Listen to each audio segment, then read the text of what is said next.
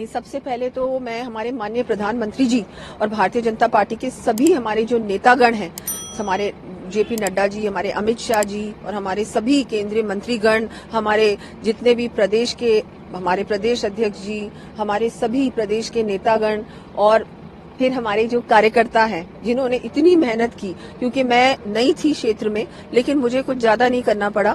मुझे एक एक घर तक ले जाने का जो काम किया है हमारे कार्यकर्ताओं ने, तो मैं पूरा मेरी जीत का श्रेय उनको भी देना चाहूंगी।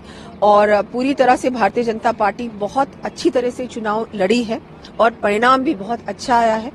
और जैसा कि हमने देखा कि गहलोत सरकार पे पूरी तरह से जनता का विश्वास पूरी तरह से उठ गया है और जिस तरह से केंद्र सरकार की योजना जनता तक पहुंची है, डिलीवरी हुई है, दूसरी ओर डिलीवरी नहीं हुई है, बहुत सारी बड़ी बातें हुई हैं। तो बिल्कुल इन सबका मुझे लगता है कलेक्टिव ये जो कमाल था, मैजिक था, और मोदी जी का जो मैजिक था, मुझे लग रहा है सबसे ज्यादा तो वही काम आया है।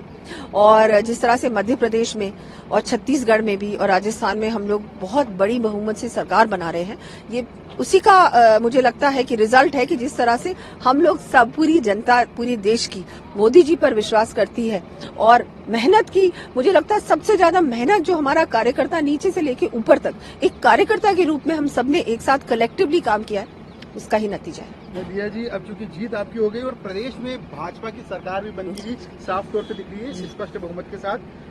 बड़ी बात है कि आप चूंकि जगह जगह जहां जहां आपको मौका मिला वहां आपने झंडे गाड़े, जीत का परचम ले रहा है आपको। इस बार जयपुर से आपके जीत का परचम है, बड़ी जीत है।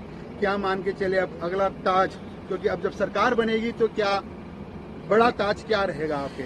जो भी पार्टी जिम्मेदारी देगी वो मैं निभाऊंगी। और मैं तो ये कहूंगी कि भारतीय जनता पार्टी की हम लोग अब सरकार में आएंगे और पूरी तरह से एक अच्छी जो गवर्नेंस होनी चाहिए, डेवलपमेंट होना चाहिए, हर व्यक्ति का जो जिस तरह से केंद्र सरकार ने काम किया है, ये तुष्टीकरण की राजनीति जो हुई है उससे दूर हटकर महिलाओं के लिए, युवाओं के लिए, किसानों के लिए, हर व्यक्ति के लिए योजना के माध्यम से, काम के माध्यम से भारतीय जनता पार्टी काम करेगी और वो सबको दिखाई देगा।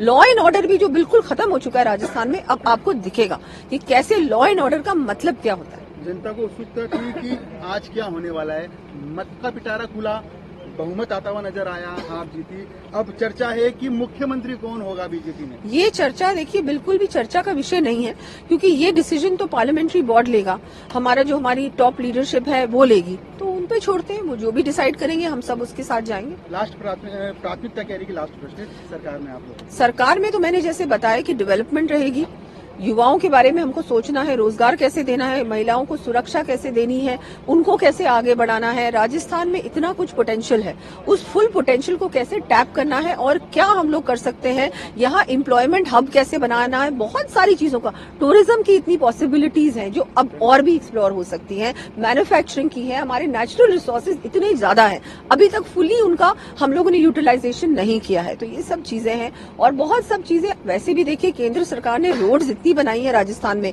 रेलवे स्टेशंस को क्या बना दिया है, रेलवे लाइंस हमारे भी महाराजसमंद में इतना कुछ काम हुआ है, वहां पर भी बहुत बड़ी बहुमत से हम लोग जीत रहे हैं, वहां की जनता का भी धन्यवाद देना चाहूंगी। देखिए अब बहुत अच्छा है, बहुत अच्छा काम होगा। भारतीय जनता पार्टी जब भी सरकार में आती है तो बहुत अच्छे काम करती है, इस बार भी आप देखेंगे वही होगा।